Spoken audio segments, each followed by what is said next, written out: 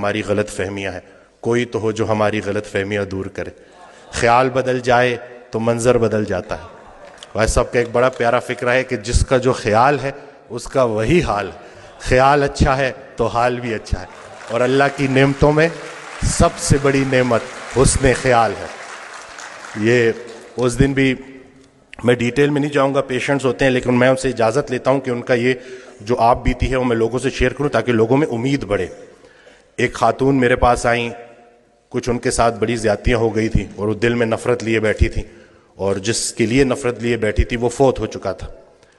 تو جب میرے پاس آئیں انہوں نے گلے شکوے کیے، تو میں نے کہا کہ حضرت واصف علی واصف رحمۃ اللہ علیہ ارشاد فرماتے ہیں کہ اگر اللہ قیامت کے دن تم سے پوچھے کہ پہلے کس کو جنت میں بھیجوں تو تم نے اس کا نام لینا ہے جس کو تم نے جہنم میں بھیجنا۔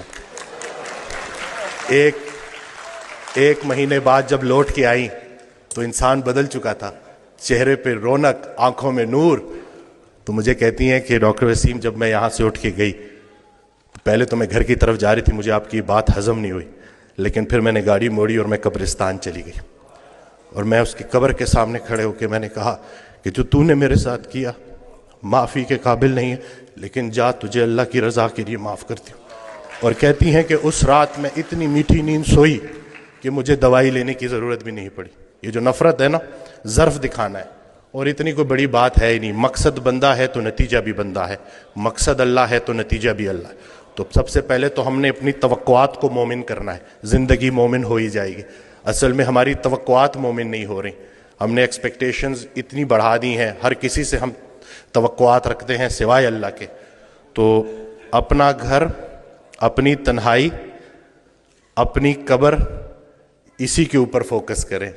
ہر انسان سے اس کا اپنا پوچھا جائے گا۔ جس شوہر کو اپنی بیوی میں صرف برائیاں نظر آ رہی ہیں، اصل میں اس کو اپنی تمام برائیاں اپنی بیوی میں نظر آ رہی ہیں۔ اچھے شوہر کو اپنی بیوی اچھی لگے گی، برے شوہر کو اپنی بیوی برے لگے گی۔ اب بتاؤ بیوی اچھی لگتی ہے یا بری لگتی ہے؟ یہ نہیں کہ سارا کا سارا فوکس ادھر کر دیا، جھگڑا ہی نہیں کرنے دیتے، سارے جھگڑے ہی ختم کر دیے الحمدللہ۔ جھگڑا جو ہے نا وہ دو بندوں کا نام ہے، صلح ایک بندے کا نام۔ ابھی ریسنٹلی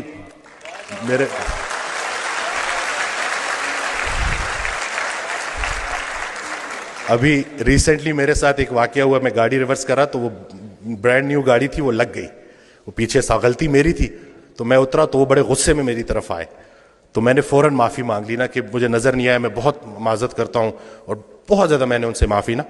تو ابھی وہ غصہ ان کا ایک دم سے اتر گیا، کہتے ہیں آج کل معافی کون مانگتا ہے؟ تو میں نے کہا جی وہ نقصان چھوڑے، نقصان کو اپنا نمبر دے اور رابطے میں رہیں گے۔ تو میرا بڑا دل تھا میں ان کو بولوں کہ اگر کوئی معافی منگوانے والا پیچھے کھڑا ہو تو بندہ ضرور معافی مانگتا ہے۔ تو یہ کسی کے حوالے سے زندگی گزارنا کتنی آسان ہو جاتی ہے، اگر ہمیں پتہ چل جائے تو ہمارے سارے جھگڑے ختم ہو جائیں۔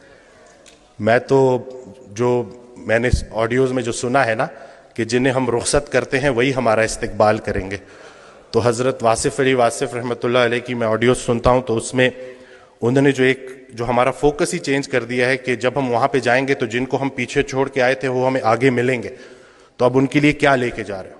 تو اپنے والدین کے لیے صدقہ جاریہ بننا ہے، اور یہ چھوٹی سی زندگی ہے، اس میں الجھنا نہیں ہے۔ آسانیاں دو، آسانیاں ملیں گی۔ ہر وہ نیکی جو تم دوسرے کے ساتھ کرتے ہو اصل میں اپنے ساتھ کرتے ہو، ہر وہ بدی جو تم دوسرے کے ساتھ کرتے ہو اصل میں اپنے ساتھ کرتے ہو۔ اسلام کوئی بات نہیں ہے جو پڑھ کے سنانی ہے، اسلام ایک کام ہے جو کر کے دکھانا ہے۔ تو اللہ پاک ہمیں استقامت دے کہ یہ